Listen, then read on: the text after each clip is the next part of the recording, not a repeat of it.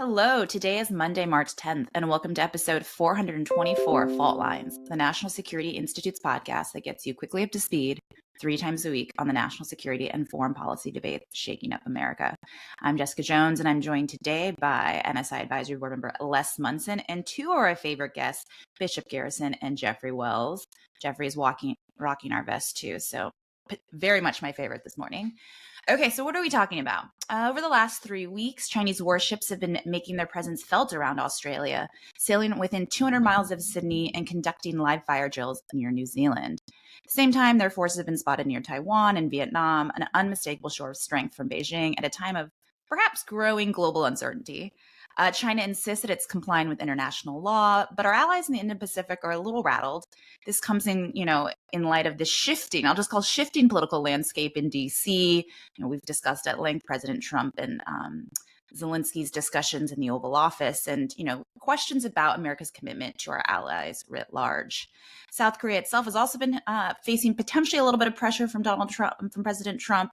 He made some comments about whether they're carrying their financial weight when it comes to the U.S.-South Korean partnership. And of course, AUKUS, cornerstone of our Indo-Pacific strategy, and the submarines, U.S. supply of submarines to Australia is becoming a little bit in question lately, with news reports wondering whether the Australians are starting to fear they're never going to get submarines, given U.S.'s kind of diminished manufacturing capacity, and whether if they do get them, they'll remain under U.S. control. Of course, at the same time, China's shipbuilding capacity vastly outstrips that of the U.S., and they show no signs of slowing down. So, Jeffrey, I'm going to turn first to you. There's a lot going on in the world. Do you think Beijing's recent naval maneuvers are kind of tying with the Trump administration's Ukraine, Russia kind of shakeup? I'm going to paraphrase an underappreciated 1970s diplomat who was focused on jealousy, and that's Jan Brady, and say alliances. This is a key time for alliances, and the U.S. did not win the Revolutionary War. An alliance did. We didn't win World War I, World War II, the Cold War alone.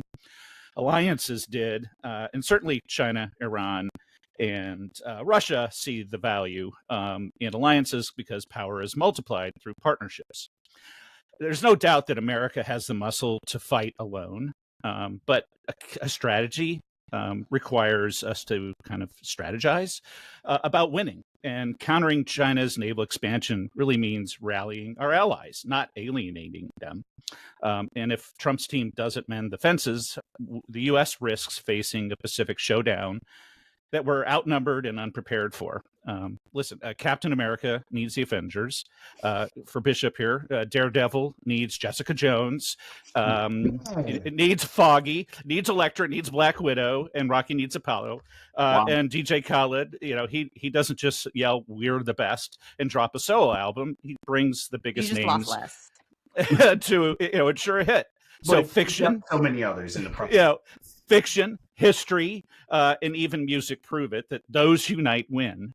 And if America does not fix our broken alliances and this idea of extorting our alliances, we may find ourselves in a crisis with no reinforcements. And in foreign policy, there's no last minute another one to bail us out.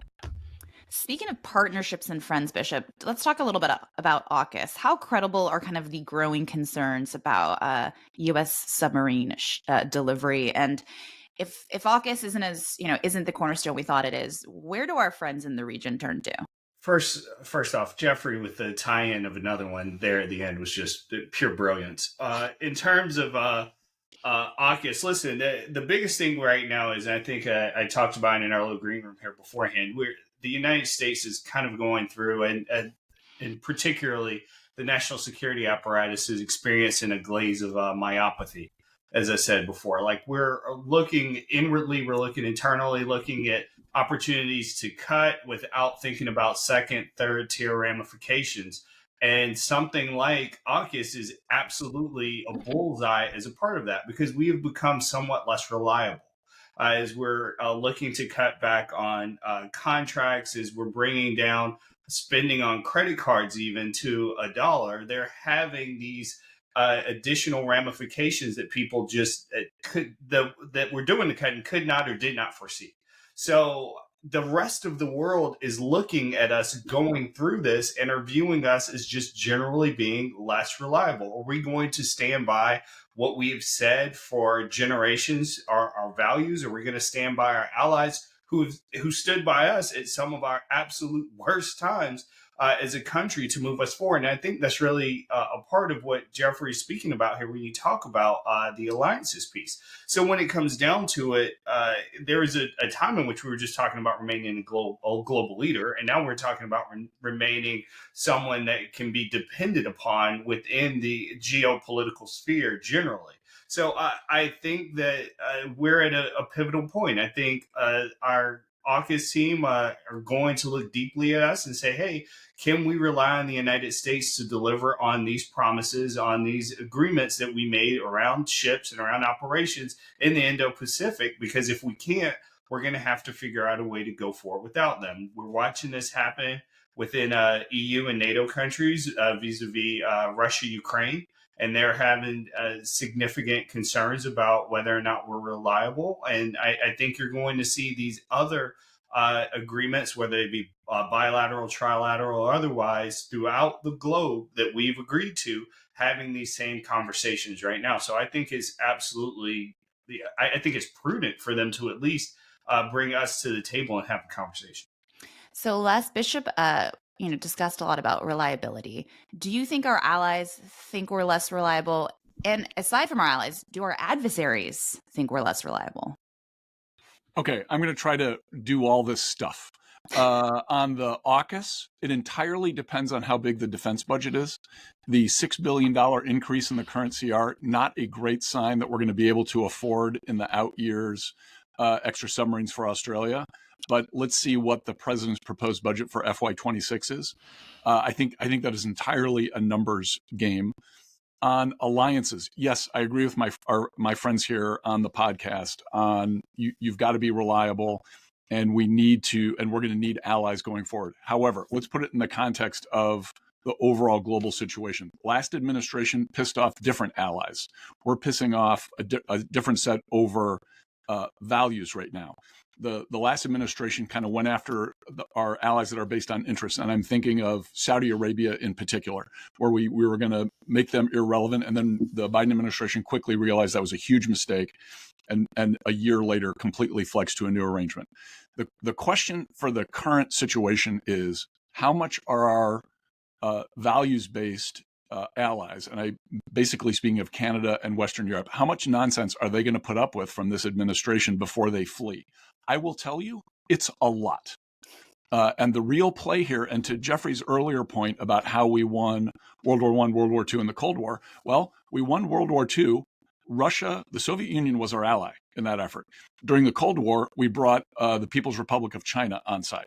So it's not insane, I think, for this administration to say, we're going to need to think outside the box of who our other allies can be if we're going to win this arrangement. And if President Trump has a plan that will actually work to divide the axis of China, Russia, Iran, and North Korea, bully for him.